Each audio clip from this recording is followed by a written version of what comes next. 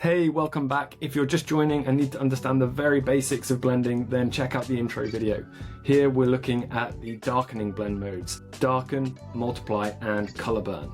So let's get into it, starting with darken. I'm just going to spend a moment with the setup here. We've got the base image, and then I've got a little background panel which is just going to help us see the blend layer that we're applying. And then I've got the blend layer itself, which covers both the image and the background. I can just flip this blend mode to normal now, and you can see how that is covering both halves. Now flip back to darken, and the first thing I might think is, hey, what the hell, it's not doing anything. And this is where it's really important to understand how darken works. It compares the blend layer to the base layer and takes the darker of the two. So of course, if our blend layer is white, any pixel on the base layer is going to be darker, and so the base layer is selected and we see no change. But if I select our color picker and start to scrub the color downwards along the gray axis, by the time you start to get into the darker grays, you can see that any of the lighter areas are being substituted with the blended color.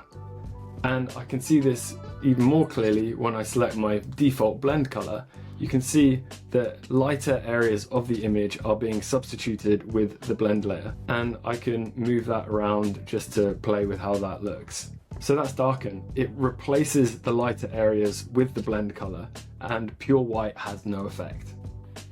Next, let's look at multiply.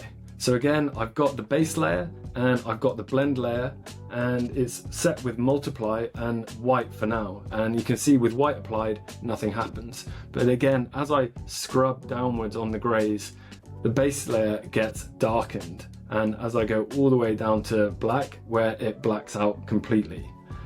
Multiply works by multiplying the RGB color values of the base layer and the blend layer. And we don't need to get bogged down in the maths of it, but the result is that it's always darker.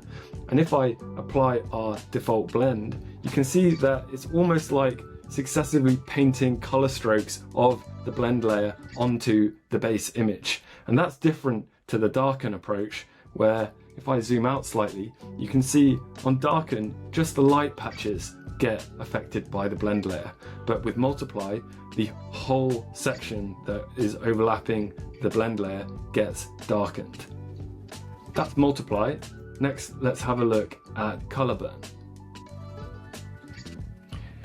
Now, this works in a similar way to multiply, except it uses the inverse division of the base color by the blend color. And again, we're not going to worry about the maths, but the end result is that it darkens the base color to reflect the blend color. And I can see that if I select the blend layer and apply our default blend, immediately it has darkened the base layer by our blend layer.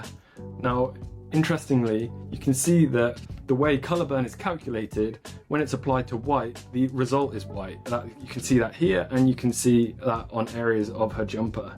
If I scroll up a little bit and zoom out to look at the comparison, you can see that color burn typically results in a higher contrast result than multiply.